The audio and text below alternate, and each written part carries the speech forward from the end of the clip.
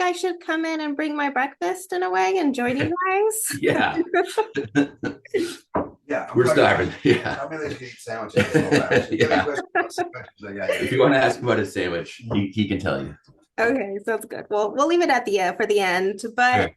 let's talk about Swamp Dogg. You bring us a character, a real life personality, just that's just been doing his shit all these decades, and Mhm. here you are bringing it to us. And wow, what a story! Thanks. Yeah. Swamp Dogg is a legend, and we think everyone should have a few of his records in their collection and know something about him. You guys got first started working with him, right, for music collaborations, and then tell me about the idea of just bringing this documentary to us, and a different kind of documentary too. Yeah. We went out there. Brian had been making an album with Swamp called Love Lost and Auto Tune. And we went out there together to make a music video for it at his house and just sort of never wanted to leave the house. We met the roommates, we met Swamp. We did zero research for this documentary ahead of time. We just sort of were learning about him in the moment. And every story out of his mouth is hilarious and amazing. You know, he's connected to so many different people that you've heard of. And I don't know, it was just such a pleasure to be around those guys. So we wanted to incorporate that into the film, sort of the joy and the humor of these dudes. When I first started watching, I don't know why I got a sense of like a Friday. Oh, sure. Yeah, I mean, we wanted to make a hangout movie, you know, like our hope is that like if you like this movie, even if you don't know who Swamp Dogg is, you know, you can find some pleasure in it and all the humor, you know, it's really a comedy. And you know, we've edited it in a way that we think there's a lot of looping things going on, or like there's so many intricate connections in it that I think it'll pay off on multiple viewings, sort of like a Friday or you know other hangout movies that are just like you can just throw them on anytime and just chill. And Moogstar smokes way more weed than Chris Tucker. Yeah, Moogstar smokes more pot than anyone in Friday. Us too, actually. That's how we edited this thing. Okay, so let's jump into talking about the roommates. We get a little history about, well, actually for Guitar Shorty, I had seen him before. I had, you know, Oh, really? he's a legend. Yeah, cool. And the saddest part is, I mean, during the filming, it's when he passed away. Mm-hmm. Yeah, that It's was like 3 years ago, right? 420? On 420. yeah on 420. I was on a flight out there to go hang out with him when I got the text from I think from Moogstar hit me up. Mm-hmm. I was in the air when I found out when that happened. Yeah, we had known he was sick because we had visited him at New Year's that year. Oh yeah. But we didn't realize it was, you know, he was going to go down so quickly. Yeah. So like that's the interview we weren't planning on filming. I was going out there to do some music stuff with Swamp and Moog. But you know, it was like, you know, obviously devastating time. And so that interview with Moogstar is like the day or two after it happened. So it's it's real heavy, and it's a real moment, you know. Mm-hmm. We had DMC came down and our another director, DP, came down from Ojai to come quickly like shoot a kind of emergency shoot that, and we did a great job. We had a great talk with Moogstar about it.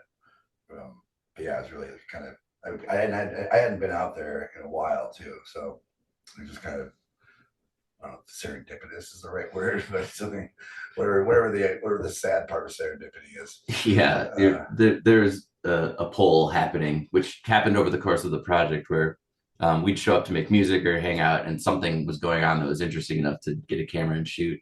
And that part, you know, that really was the catalyst for us to finish the film. We didn't necessarily have an ending, but you know, Swamp Dogg was going to turn 80 that summer. We were like, let's shoot Swamp Dogg's birthday party by any means necessary, and finish this thing, because you know Swamp's only he says in the movie he's got 20 years left, but I guess you just never know with these old guys. He's been around for decades and continuing to make music. I mean, that beats the soul, right? To continue. Mm-hmm. Yeah, he's still ripping. His shows are getting stronger. Yeah, go see him if you get a chance. Yeah, I was looking him up, and he has a show this Friday. Yeah, he does. Yeah, definitely. with Tom Kenny, the voice of SpongeBob, who's also in the film. Since you bring up Tom Kenny, there was also Johnny Knoxville. You have these guests, and kind of to have a sit down with them with Swamp Dogg and talk a little bit like of different phases of his life. Can you talk about integrating it that way? Yeah, well, we knew we wanted to instead of doing sort of talking heads or that kind of music talk, we just wanted to let Swamp speak in his own voice. So to do that, you kind of put people he's comfortable with or who know him or are fans, and we just kind of would throw them out at that table by the pool while the pool is getting painted, and just let them sit there for as long as we could get the guests to sit there and talk about whatever. Sometimes we'd throw prompts out there, but usually they would know, you know, they would have something they wanted to talk to Swamp about. They would know much more about Swamp than we did. Yeah, they did. That's how we found out about stuff, you know. And I mean, Tom Kenny hangs out with them, like, you know, they go to his house and stuff. Like, in fact, for Swamp's 80th birthday, that was actually filmed on Tom Kenny's 60th birthday. Oh, yeah. It was actually, I think, a day after Swamp's, because I always have Swamp's birthday wrong on my calendar. I think for some reason we had he threw his party like the day after, but that happened to be Tom's actual 60th, and Tom showed up, was there all night. It's great, you know. But yeah, they're like actually buddies with these, you know, all the people that came through, you know. Yeah, and I think that adds a lot of just natural openness if you have people that are friends talking to each other over us sticking a camera in someone's face and trying to interview them. The very last thing you ever want to see ever again is Dave Grohl tell you why you need to know about a band and why something's cool, you know. So that was the first thing we did, is we made sure no one invited Dave Grohl. Yeah, we kind of wrote down the music doc tropes and which ones we wanted to avoid or which ones we wanted to like lean into in an absurd way. Amazing how many of them were Dave Grohl. Ryan's got a thing against Dave Grohl. Hey, who doesn't? Title. So you weren't sure about your ending. The title fit perfect. As at the end, it's just like, whew, it made sense. That's the title is the first thing we thought of. We were like leaving in 2017. We were leaving the music video shoot where we had hung out all weekend, and we had talked to Swamp about his pool because it was broken, you know, and he asked us if we knew anyone who painted pools. And yeah, we were on the way home. We were like, well, let's just make a short film where we just hang out with Swamp and his friends, and we figure out how to get his pool painted. You know, Swamp Dogg gets his pool painted. We thought of that first, and when you have a good title like that, you have to see it through. So 8 years later, here we are. At the end, you give us a really beautiful, good shot, and so it's real. It's yeah, that's real. Yeah. That's the real pool. You know, no spoilers or whatever, but yeah, the pool is real. I'm pretty sure people are going to be curious with drones out there now. Yeah. Well, Swamp's whole thing was he wants people flying into Burbank Airport to look down and maybe they'll see it.